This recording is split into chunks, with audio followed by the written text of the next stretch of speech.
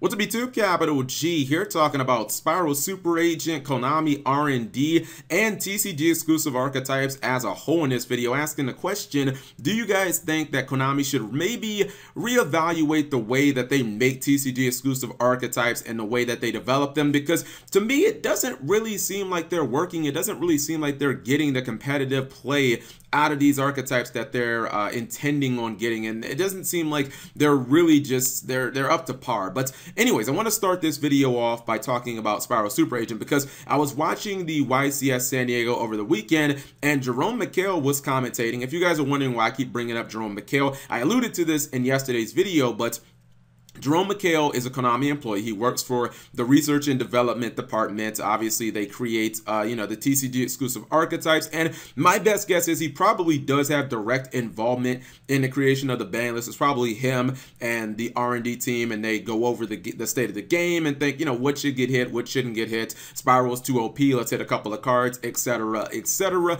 And Jerome McHale has been around the game, at least as far as I know, since the GX era. If I had to guess, I'd probably say he's been around the game since the DM era as well. The dude definitely knows his stuff, and during a feature match, he told a story about Spyral Super Agent's original effect, like basically the first draft of the card, which I'm gonna roll now. The imposing 1900 attack points of Spyral Super Agent are causing some issues for the 1600 attack Kid Brave. Here's an interesting story. Did you know that Spyral Super Agent nearly had 1600 attack points instead of 1900? I did not know that. The trade-off for it was going to be that Spyral Super Agent would destroy Spyral Trap no matter how he was summoned. Oh, man.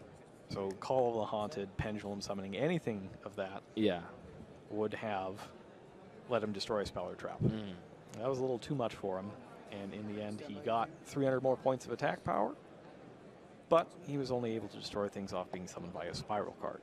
So when I first heard that story, I was like, holy shit, Spyral Super Agent was almost freaking nuts. And that's saying something because obviously, like, Spyral were just tier 0 a little while ago. Like, think about how ridiculous it could have been. And Spyral Super Agent, for me, was always a strong card in the archetype, even back when Spyrals were not nearly, anything close to, like, resembling meta. I always thought that Super Agent was a good card because it had pretty good stats. Even if it would have been 1600, I think it still would have been acceptable stats, but the card can obviously pop a back row off of its inherent effect, and he doesn't specify if Super Agent potentially would have been able to activate its effect off normal summoned. If so, oh my God, like that would have been ridiculous. Imagine if you would have called Trap or whatever and you whiff on Super Agent's effect, but then you could have just normal summoned it and like popped the card. Like, dude, the brilliant fusion plays could have been nuts. Even if not, even if he's just talking about the fact that Spyral Super Agent would have gotten its effect when special summoned any type of way.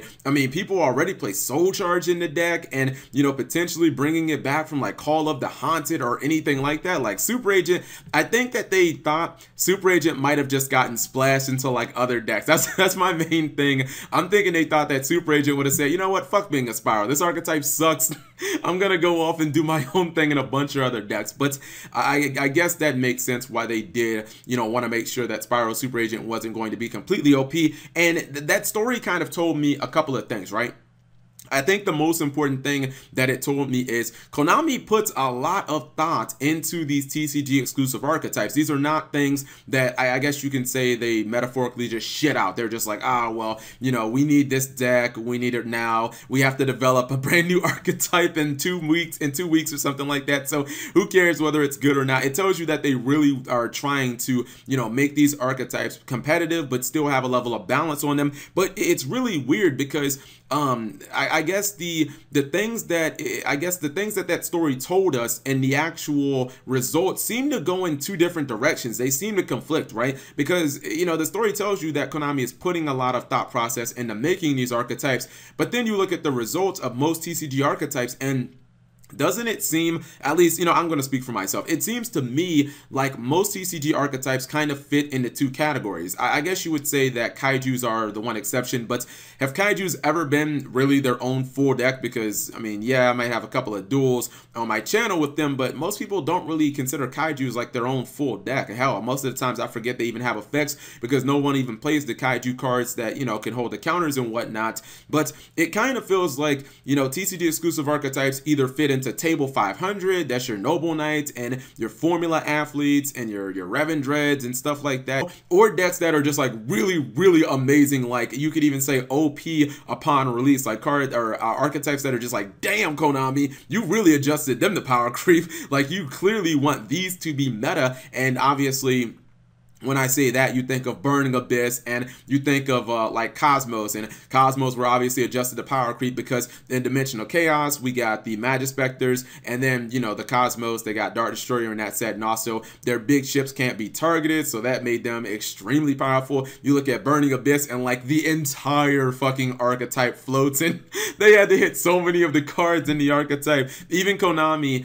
in the OCG, when they made Lady Beatrice, you know, they gave the deck a TCG exclusive, or they gave it an OCG exclusive XC, and that one floated just as hard as like Dante and all the other ones. I honestly, you could say maybe even Lady B floats harder because she summons a big ass monster to replace her big ass, you know, as well. But it just seems really weird that Konami seems to put this much thought into these archetypes, and so many of them just seem to be complete dumpster fires, and it makes me wonder if they should kind of reevaluate the way that they develop these archetypes, if they should just take off the kid gloves. And I don't know if, you know, FA and you know, Revan Dreads are garbage and Subterrors, and like I don't know if they're so bad because Konami looks at Cosmos and looks at Burning Abyss and thinks to themselves, oh man, we went so overboard, there's no way that we can have another Burning Abyss. But even something like Spirals, and don't count Spirals in the kind of like OP mix, because you have to understand that Spirals didn't get like God tier 0 OP until the OCG guys made the card for them. Like the OCG guys, they're the ones who actually made Double Helix, not the TCG. So, you know, maybe you could argue that the link mechanic as a whole just kind of benefited Spyral, which is what I honestly say a lot of times. Or maybe you could say that it was Double Helix and a combination of the two. But the point is, the way that Konami and the TCG is developing a lot of these TCG archetypes, it fundamentally just seems flawed. You looked at FA coming out, guys. Like, how many people, like how many of you guys were actually enthusiastic about playing FA?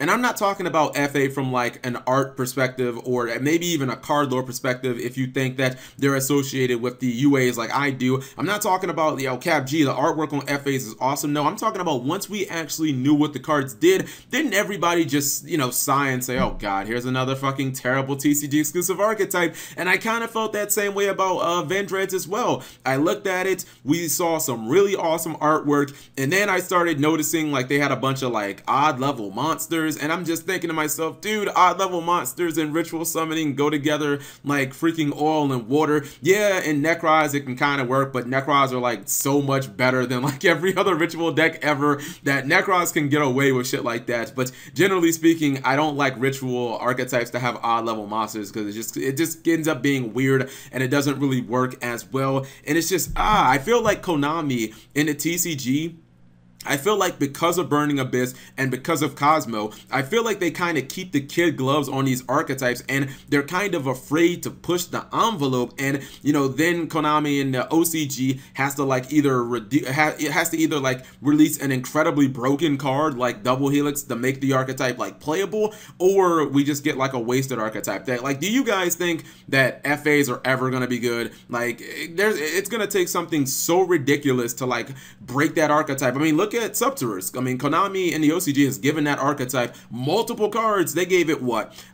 They gave it the Subterror Guru. They gave it its own Link monster, and it's still not there. So I don't know, man. I kind of feel like Konami needs to try and push the envelope. Stop being so scared when they develop these archetypes. I mean, it's definitely good that they're putting a lot of thought into it. I would just like to see that thought actually translate into good archetypes, even if they weren't broken archetypes, even if it was archetypes maybe like of the power level of like Fluffles and Blue Eyes in their prime, that, you know, decks that could like top 32 a YCS. Maybe, you know, they would be kind of inconsistent, but they would still have like very high power levels. Like, I'd be completely fine with that. But, you know, like FA, Vendreads, and like Noble Knights, like that shit is just, ugh. They gotta definitely pick it up. So whatever you guys think, leave it in the comment section below. Also, what do you guys think the effects of 1600 Super Agent who always pops a card when he's summoned. What do you think the effects of that would have been? Because that would have been actually just ridiculous.